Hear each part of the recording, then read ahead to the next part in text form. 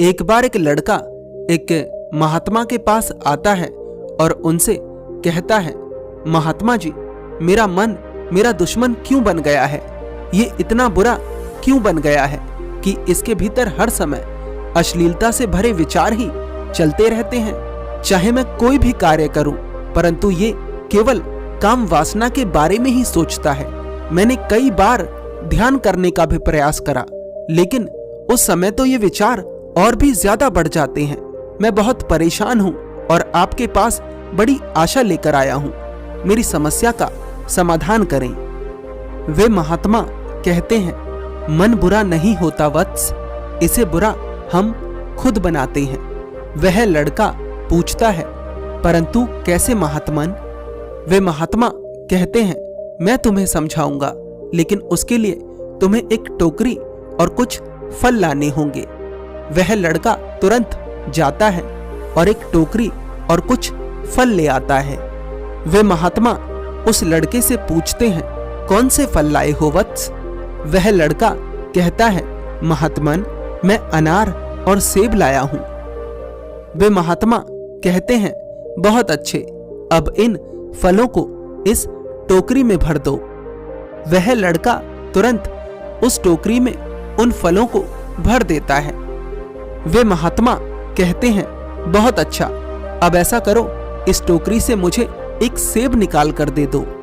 वह लड़का कहता है, क्षमा करें महात्मन, परंतु इस टोकरी में सेब नहीं है। वे महात्मा कहते हैं, ये टोकरी कितनी बुरी है जो मुझे एक सेब नहीं दे सकती। आज से ये टोकरी मेरी शत्रु है। वह लड़का कहता है, क्षमा करें महात्मन, परंतु इसमें इस टोकरी का क्या दोष है? यदि आप मुझसे कह देते तो मैं सेब अवश्य ले आता। मुझे क्षमा करिए, अभी तो मैं आपको सेब नहीं दे सकता। वे महात्मा कहते हैं, यही तो मैं तुम्हें समझाना चाहता हूं। इस टोकरी की ही तरह तुम्हारा मन है, जो उसके भीतर है वही तो वो दे सकता है। वास्तविकता ये है कि तुम्हें अश्लीलता में मजा आता है और तुम अपने भीतर लगातार अश्लीलता से भरे विचार डालते रहते हो और फिर उम्मीद करते हो कि तुम्हारे भीतर से स्वच्छ विचार आए। ऐसा नहीं हो सकता।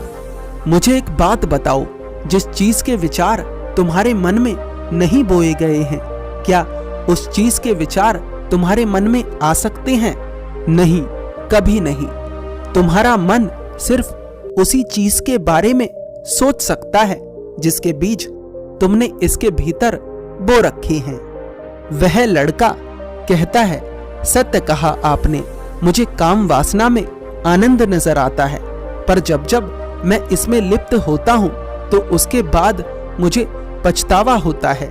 इसीलिए मैं इस पीड़ा से मुक्त होना चाहता हूं। अपनी इस समस्या के समाधान के लिए मैं ध्यान भी करता हूं, परंतु ध्यान के वक्त भी मुझे काम वासना के विचार आकर घेर लेते हैं और ये विचार उस समय और भी ज्यादा प्रबल होते हैं। कृपा कर इस समस्या का समाधान करें। वे महात्मा कहते हैं, ध्यान के दौरान काम वासना के विचार समस्या नहीं है। काम वासना के विचार बिल्कुल अन्य विचारों के जैसे ही हैं।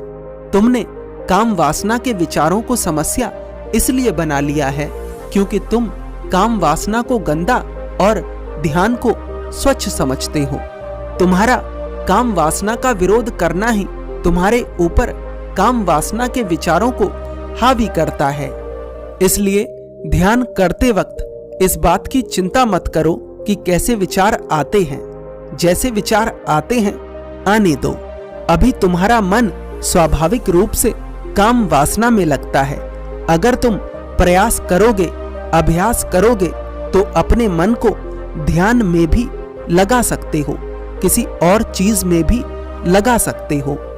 इस कहानी का निष्कर्ष ये है कि जो आपने अपने भीतर डाला है वही बाहर आ रहा है। अगर आप चाहते हैं कि कुछ और बाहर आए तो कुछ और भीतर डालना शुरू कर दीजिए। ध्यान के दौरान अश्लील विचार इसलिए परेशान करते हैं क्योंकि आप काम वासना को बुरा समझते हैं और ध्यान को अच्छा।